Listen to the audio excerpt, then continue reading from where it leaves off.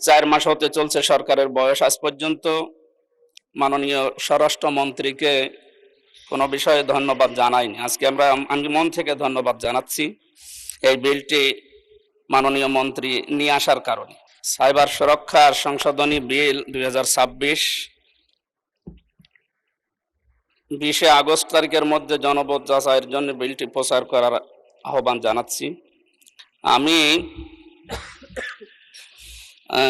আজ 4 মাস হতে চলছে সরকারের বয়স। আজ পর্যন্ত মাননীয় স্বরাষ্ট্রমন্ত্রীকে কোনো বিষয়ে ধন্যবাদ জানাইনি। আজকে আমি মন থেকে ধন্যবাদ জানাচ্ছি এই বিলটি মাননীয় মন্ত্রী নিয়ে আসার কারণে।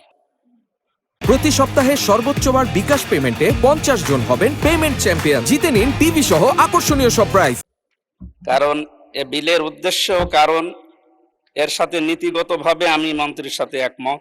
মাননীয় সদস্য, বিলটি তো এনেছেন ডাক টেলিযোগাযোগ মন্ত্রী মাহবুব আনাম সাহেব। আপনি স্বরাষ্ট্রমন্ত্রীকে ধন্যবাদ দিচ্ছেন।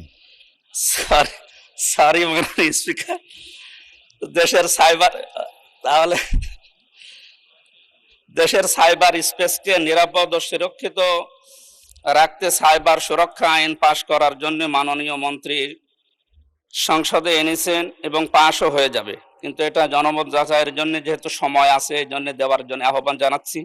এখানে কোরআন হাদিসের যে বিষয়গুলো এই সাইবারের বিষয়ে আমরা পেয়েছি, তার ভিতরে সূরা নিসার 149 নম্বর আয়াতে আল্লাহ রাব্বুল আলামিন এ বিষয়ে বিস্তারিত ব্যাখ্যা দিয়েছেন। ইন তুবদু খায়রান আও তুখফুহু আও তা'ফু আন সুইন ফাইন্নাল্লাহা কানা আফুওয়ান কাদিরা।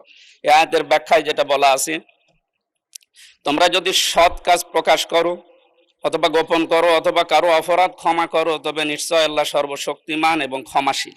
এই আয়াতের ব্যাখ্যার দ্বারা বোঝা যায়, বাংলাদেশে আমরা এর আগে মাননীয় সংসদ সদস্যদের মাধ্যমে যেটা শুনলাম, সাইবারের দ্বারা অ্যাটাক যে বিষয়গুলো সবচাইতে বেশি হয়, সেখানে রাজনৈতিক ব্যক্তিবর্গের নামই বেশি আসে।